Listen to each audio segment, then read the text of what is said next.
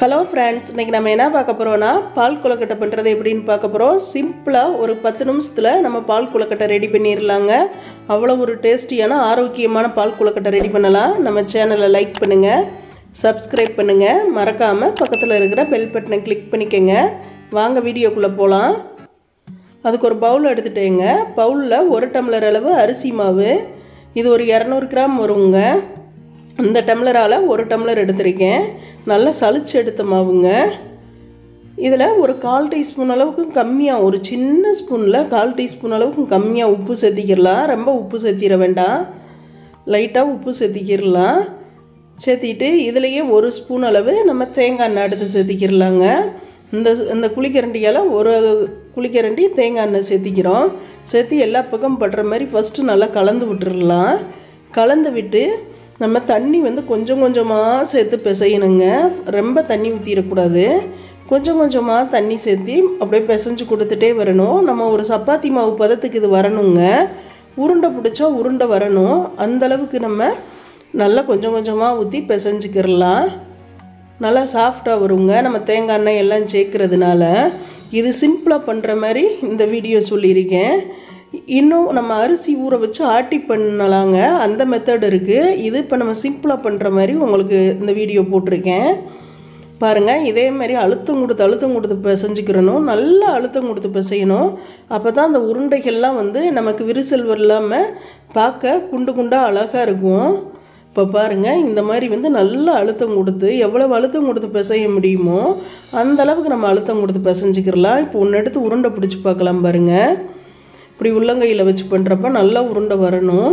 நல்லா அழுத்தம் கொடுத்து எடுத்தால் தான் இந்த மாதிரி உருண்டைகள் வரும். பாருங்கள், கோழி குண்டு மாதிரி வருது பாருங்கள். இதே மாதிரி தான் எல்லாத்தையும் திரட்டிக்கிடலாம். உங்களுக்கு வேறு சேஃப் வேணும்னாலும் நீங்கள் பண்ணிக்கிறலாம். நான் உருண்டையாக மட்டும் பண்ணுறேன் எல்லாத்தையும். கொஞ்சம் மாவு எடுத்து நல்லா அழுத்தம் கொடுத்துட்டு அப்புறம் நீங்கள் உருட்டினீங்கன்னா அந்த விரிசல் வரவே வராதுங்க. இப்போ பாருங்கள், இதே மாதிரி நம்ம எல்லா மாவையும் உருட்டி எடுத்துக்கிறலாம். இது அவ்வளோ சூப்பராக இருக்குங்க. ரொம்ப ஆரோக்கியமானதும் கூட. சுக்கு மிளகு இதுக்கெல்லாம் சேர்த்து பண்ணுறதுனால அவ்வளோ சூப்பராக இருக்கும். நாங்கள் இந்த நெஞ்சு சளியெல்லாம் பிடிச்சி இந்த மாதிரி காய்ச்சி குடிப்போங்க. இப்போ பாருங்கள், உருண்டைகள்லாம் சூப்பராக ரெடி பண்ணிட்டோம். விரிசலே இல்லை பாருங்கள், எல்லாம் சூப்பராக ரெடி ஆயிடுச்சு. நம்ம அழுத்தம் கொடுத்து பிசைஞ்சாலே இந்த மாதிரி வந்துடும். இப்போ நம்ம கொஞ்சம் தண்ணி சேர்த்திக்கிடலாங்க. இப்போ நான் ஒரு 2 டம்ளர் அளவு தண்ணி சேர்த்திக்கிட்டேன். உங்களுக்கு மாவு எக்ஸ்ட்ரா எடுத்துருந்தீங்கன்னா அதுக்கு தகுந்த மாதிரி தண்ணி எச்சா சேர்த்திக்கங்க. ஒரு 2 டம்ளர் எடுத்துக்கிட்டு இது நல்லா கொதிக்கட்டும். அதுக்குள்ளே நம்ம கொஞ்சம் மிளகு வறுத்துக்கிறலாங்க. ஒரு 1/2 டீஸ்பூன் அளவு மிளகு எடுத்து வறுத்துக்கிறலாம். நல்ல வாசனை வரணும், கலர் மாறி வரணும். அந்தளவுக்கு நம்ம வறுத்து எடுத்துக்கிறலாம். அந்த மிளகோட வாசனை நமக்கு வரணுங்க. வறுபடுறப்பயே கலரும் நல்லா சேஞ்ச் ஆகி மாறி வரும். அந்த மாதிரி நம்ம வறுத்து எடுத்துக்கிறலாம். இப்போ பாருங்கள், கலர் மாறி நல்ல ஒரு வாசனையோடு வந்துருச்சு. இதை ஒரு தட்டில் கொட்டி ஆற வச்சுக்கிறலாம். இது கூடயே கொஞ்சமாக நம்ம சுக்கு சேர்த்திக்கிறலாம். சுக்கில் இருந்த தோலெல்லாம் எடுத்துட்டேங்க, எடுத்துகிட்டு சேர்த்திருக்கேன். இது ஆறட்டும். இங்கே பாருங்கள், தண்ணி கொதிக்க ஆரம்பிச்சிருச்சு. இப்போ நம்ம அந்த உருண்டைகள் எடுத்து 2 1 அந்த மாதிரி போட்டுக்கிறணும். மொத்தமாக போட்டுறாதீங்க, கரைஞ்சிரும், இல்லாட்டி கட்டி ஆகிக்கிறோம். இந்த மாதிரி பிரித்து போட்டுகிட்டே இருக்கணும். 2 3 கூட எடுத்து போடுங்க. இதே மாதிரி எல்லா உருண்டைகளையும் நம்ம இந்த தண்ணியில் சேர்த்திக்கிறலாம். நல்லா கொதித்த பிறகு தான் போடணும். கொதிக்கிறதுக்கு முன்னாடி போட்டோன்னா கரைஞ்சிரும். தண்ணி நல்லா கொதிச்சு வரணும். இப்போ பாருங்கள், எல்லா உருண்டைகளையும் இதில் சேர்த்திட்டோம். இது நல்லா கொதிக்கட்டும். அதுக்கிடையில் கரண்டி எதுவும் விட்டுறாதீங்க. கொதிச்சதுக்கப்புறமா கரண்டி விட்டு கலந்து கொடுக்கலாம். அதுக்குள்ளே நம்ம கொஞ்சம் வெள்ளைப்பாகு ரெடி பண்ணிக்கிறலாம். மாவு எதில் எடுத்தோமோ அதே டம்ளரில் 3/4 டம்ளர் வெல்லம் எடுத்திருக்கேங்க. 1/2 டம்ளர் தண்ணி சேர்த்தி இதை நல்லா பாகு மாதிரி கொதிக்க விட்டுறலாம். கொதிக்க விட்டு வடிகட்டிக்கிடலாம். அளவுகள் மட்டும் கரெக்டாக வச்சுக்கோங்க. மாவு எதில் எடுக்கிறீங்களோ அதில் 3/4 பங்கு வெல்லம். இது நல்ல இனிப்பாக இருக்கும். இப்போ பாருங்கள், கொழுக்கட்டை நல்லா கொதிக்க ஆரம்பிச்சிருச்சு. பாருங்கள், ஒன்றோடு ஒன்று ஒட்டலை பாருங்கள். இப்படி கொதிச்சதுக்கப்புறம் கரண்டி விட்டு கலந்து கொடுங்க. ஃபஸ்ட்டு நம்ம அப்படி பண்ணோம்னா உடஞ்சிரும். இப்போ பாருங்கள், சூப்பராக ரெடியாகி வந்துட்டுருக்கு பாருங்கள் பால் கொழுக்கட்டை. ரொம்ப ஆரோக்கியமானதுங்க. நாங்கள்லாம் சின்ன பிள்ளைகள இருக்கிறப்ப ஸ்கூல் விட்டு வர்றப்ப இப்படி தான் செஞ்சு கொடுப்பாங்க வீட்டில். அவ்வளோ சூப்பராக இருக்கும். ரொம்ப ஆரோக்கியமாக பண்ணி கொடுத்தாங்க. இப்போ இதெல்லாம் நம்மளே மறந்துட்டோம். இப்போ பாருங்கள், நல்லா வெந்து வந்துருச்சு. இப்போ அங்கே வெள்ளைப்பாகு ரெடி ஆயிடுச்சு. இதை நம்ம வடித்து எடுத்துக்கிடலாம். வடித்து விட்டுறலாங்க. அந்த தூசிகள்லாம் இருக்கும், அதுக்காக தான் அப்படி வடித்து எடுத்துக்கிறோம். வடித்து எடுத்துகிட்டு நல்லா கலந்து கொடுத்துடலாம்.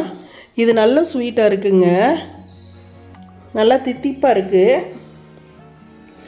நல்லா கலந்து கொடுத்துடலாம். கலந்து கொடுத்து இது நல்லா கொதிச்சு வரட்டும். பார்க்க தண்ணியாக இருக்கிற மாதிரி இருக்கும், நேரம் ஆக ஆக நல்லா கெட்டியாக ஆரம்பிச்சிரும். இப்போ பாருங்கள், நல்லா கொதிச்சு வரட்டும். நம்ம சுக்கு மிளகெல்லாம் நுணுக்கிட்டு வந்துட்டோம்.